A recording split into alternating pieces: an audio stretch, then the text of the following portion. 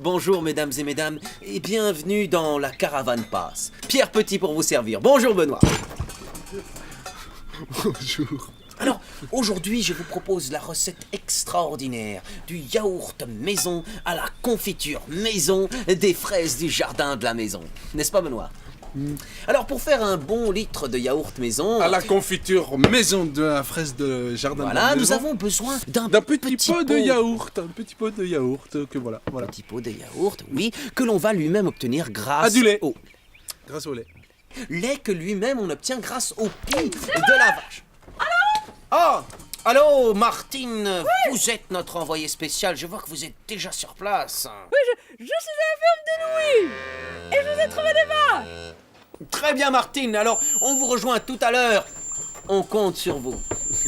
Alors, avant de fabriquer ce yaourt, je vous propose de comprendre... Tato, Martine. Martine est à la ferme. Oui, Martine est à la Elle ne ferme. peut pas nous voir. Non, elle ne peut pas nous voir. Je disais donc, avant de fabriquer ce yaourt, je vous propose de comprendre le yaourt. Le yaourt, ou yaourt, ou encore yaourtine, selon les prononciations, est une préparation de lait fermenté. Et c'est dans la région du centre de l'Eurasie que l'on observe l'origine du terme yaourt. Yaourtmark, qui signifie littéralement épaissir le lait. Alors, mise en situation, Benoît.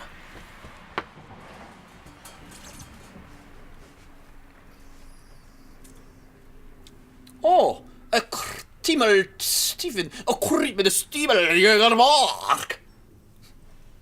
Traduction. Oh, mais votre yaourt est très épais, on dirait que c'est du yaourt. Eh bien, alors revenons à nos moutons.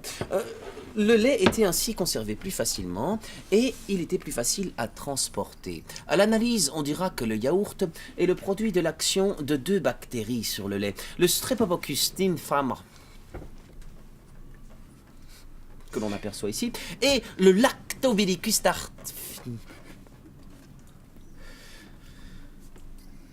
que l'on aperçoit ici. Alors, maintenant que l'on a compris le yaourt, je vous propose de comprendre le lait du yaourt que l'on a déjà compris. Lait. Qui es-tu? Lait. D'où viens-tu? Lait. Où habites-tu? Lait. Pourquoi?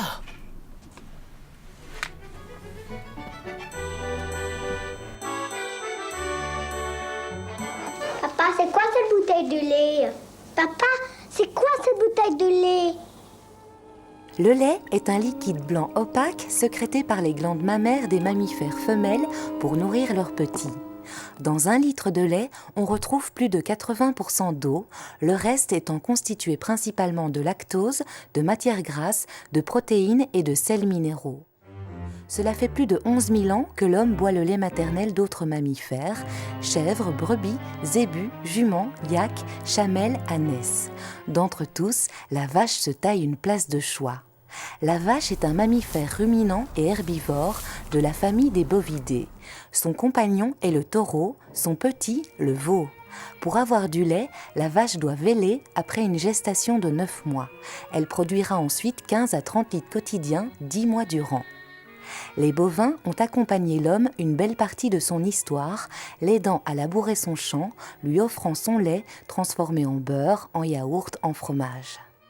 Et les peuples les plus différents l'ont fait intervenir dans leur religion. De la corrida à la vache sacrée, en passant par le blanc-bleu belge, l'homme se construit un monde autour de la vache. Des espèces sont croisées et sélectionnées au fil des siècles. D'un côté, les spécialistes du pis. On parle de lignée laitière. De l'autre, des masses musculaires importantes. On parle de lignée de viande. L'exploitation des deux lignées est en expansion continue. À l'origine de cette expansion, des inventions liées au transport et à la conservation, parmi lesquelles la pasteurisation, le traitement UHT, les camions, les emballages, le frigo. Le Belge consomme en moyenne 100 kg de viande par an, soit environ 270 grammes par jour, c'est-à-dire le double de ce qui est recommandé par les organisations de la santé. La consommation de viande ne cesse d'augmenter depuis l'après-guerre et on prévoit que dans le monde, sa production devrait doubler d'ici 2050. Pour produire 1 kg de viande de bœuf, il faut 10 kg de céréales et une grande quantité d'eau. Au niveau du réchauffement climatique, la production d'1 kg de bœuf engendre près de 80 fois plus de gaz à effet de serre qu'1 kg de blé et représente l'équivalent de 60 km en voiture. Évidemment, une viande provenant par exemple d'Argentine ou d'Australie alourdira encore plus cette consommation d'énergie. À la base, la vache se nourrit d'herbe. Mais aujourd'hui, l'homme lui met toutes sortes d'autres aliments dans son assiette, notamment le soja. L'Europe importe près de 40 millions de tonnes de soja chaque année. La culture du soja est l'un des principaux moteurs de la déforestation de l'Amazonie, dont 70 000 km² ont été détruits ces 3 dernières années. C'est l'équivalent de 6 stades de football par minute. 70% des anciennes forêts d'Amazonie sont aujourd'hui des pâturages. Si la Belgique décidait de nourrir ses vaches grâce à ses propres terres, il lui faudrait une surface de 28 000 km². La Belgique n'en comporte que 30 545. De plus, la plupart du soja provenant des États-Unis et d'Argentine est transgénique, ce qui signifie que leur ADN est modifié. Les sociétés qui produisent des semences modifiées élaborent des plantes capables de résister à certains pesticides. Pesticides qui sont vendus par ces mêmes sociétés. La raison principale étant le profit. Pour l'Europe naissante, dès 1957, il s'agit d'accroître la productivité de l'agriculture. En 1962, la politique agricole commune donne le ton, la surproduction subsidiée.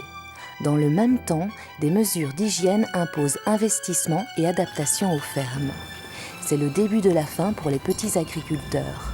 Dans cette course d'après-guerre, le consommateur doit suivre l'expansion de l'offre. On le bombarde de publicité avec un message simple, lait égale santé. Bon, buvons notre lait. Ça nous rendra grand et fort.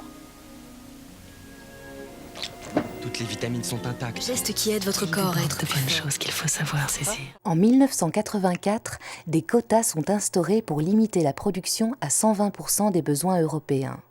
Depuis cette date, plus de la moitié des exploitations laitières ont disparu.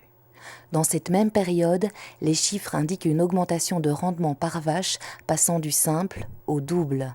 À la fin du cycle, le surplus est conservé, notamment grâce à la transformation du lait en poudre. Celui-ci peut alors être exporté à des prix hors concurrence pour les producteurs locaux non subsidiés et relativement sous-équipés. Du 1,4 milliard de bovins sur Terre, la Belgique en compte 500 000, répartis aujourd'hui sur 15 000 fermes. 500 000, c'est aussi le nombre de grammes de déchets que le Belge utilise et rejette chaque année. 500 000, c'est aussi le nombre de personnes qui meurent chaque trimestre par manque d'eau potable. 500 000, c'est également le nombre de litres d'eau potable qu'un Belge utilise sur une vie pour évacuer ses excréments. 500 000, c'est le nombre d'internautes vivant une vie parallèle sur Second Life. 500 000, c'est aussi le nombre de millions d'euros dépensés chaque année par les États-Unis pour l'armement.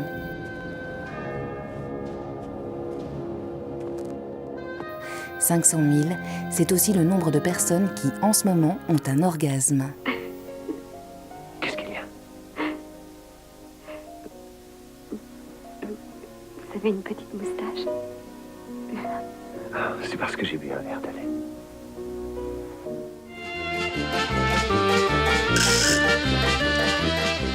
Alors, qu'est-ce qu'on va faire avec ce lait maintenant? C'est la question qu'on se pose, Benoît. on va le faire. Oui, c'est bien, c'est bien. On va le faire bouillir. Allez, on y va. On le fait bouillir. On le fait bouillir. C'est bien, c'est bien, c'est bien. Vas-y, fais-le bouillir. Oui, c'est bien, bien. Ça bout déjà. Oh, mais vous êtes très fort, Benoît, très très fort. Alors, une fois que nous avons atteint cette température, il faut laisser refroidir le lait pour qu'il ait une température, on va dire tiède, hein, entre 35 et 45 degrés, supportable pour le doigt.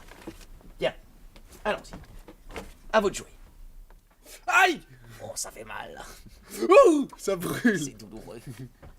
Aïe. C'est bon, on a compris là. Ah, c'est bon. C'est bien. Alors, une fois qu'on a atteint cette température, on va rajouter un petit pot de yaourt. Pourquoi faire? C'est un ferment lactique, Benoît. Ah oui, c'est un ferment lactique. Allez, on y va. On met ce petit pot de yaourt comme ceci. Et puis, qu'est-ce qui se passe? On prend cette petite spatule, hop là, et on mélange le tout. Regardez bien comme ça se passe. Alors, une fois que nous avons mélangé le tout, nous allons, eh bien, insérer ce liquide dans un thermo. Une bouteille thermo. Vous connaissez tous le thermo. Eh bien, cette petite bouteille thermo va permettre au liquide ici de rester à température constante, n'est-ce pas? Mais nous allons tout de même l'emmitoufler, n'est-ce pas? J'adore ce verbe, emmitoufler d'une petite couverture, hein? Comme ceci. Et c'est à ce moment-là qu'on va attendre, oui, attendre 5 à 10 heures jusqu'à ce que ce soit prêt pour la dégustation.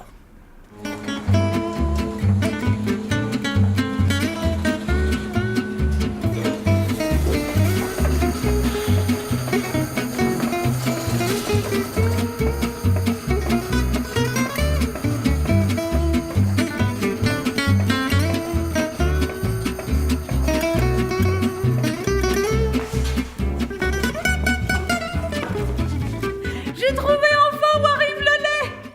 Ici, dans cette citerne. Elle contient 10 000 litres de lait. Sachant que la production en Belgique est de 3 milliards de litres de lait. Vous imaginez? Multiplier cette citerne 300 000 fois. Et après, zou, à la laiterie.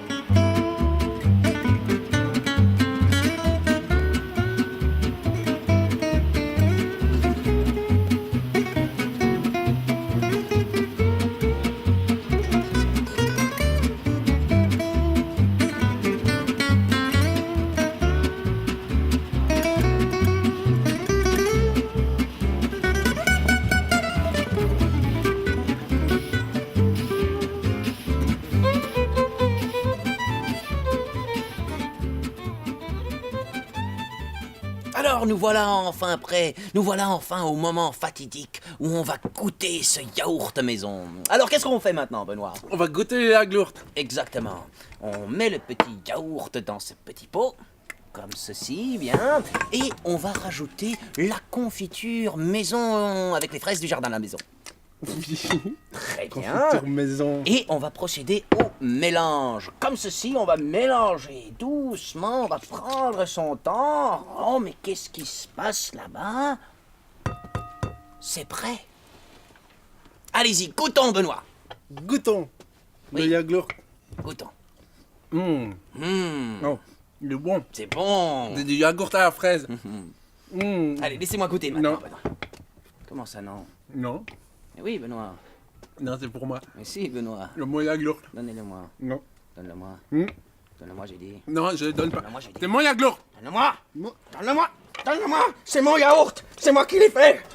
C'est moi qui l'ai fait. C'est celui que je préfère. La confiture aux fraises. C'était Pierre Petit et Benoît Clampin pour la Caravane Passe. À la semaine prochaine, chers télé... Donne-le-moi. Je dis donne-le-moi. C'est mon yaourt. Non. Tu vas me le donner. Pierre, quelle est la recette de la semaine prochaine? La recette de la semaine prochaine, Martine, c'est la pêche au thon. Oui, c'est bon le pêche au thon, c'est Exactement. bon. Mais ça n'a rien à voir avec le lait. Mais Martine, il faut s'intéresser à tout, voyons. Oui, et puis il faut manger du thon rapidement parce qu'il y en a presque plus. Exactement, Martine. Savez-vous que 90% de la population du thon a déjà été bouffée? Oui, mais que dis-je, je préfère garder tout cela pour la semaine prochaine. Dans notre prochaine émission, nous en parlerons plus précisément dans la Cavane Passe.